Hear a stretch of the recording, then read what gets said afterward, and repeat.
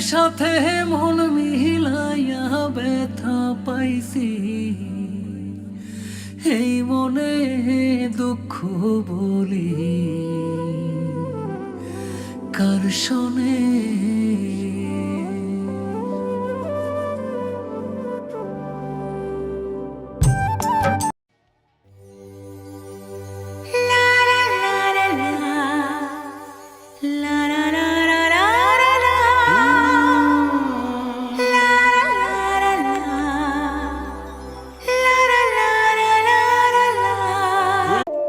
এক সেকেন্ডের বর্ষা নাই, দুদিনের দুনিয়ায় স্বার্থের জন্য মানুষ মুহূর্তে বদলায়।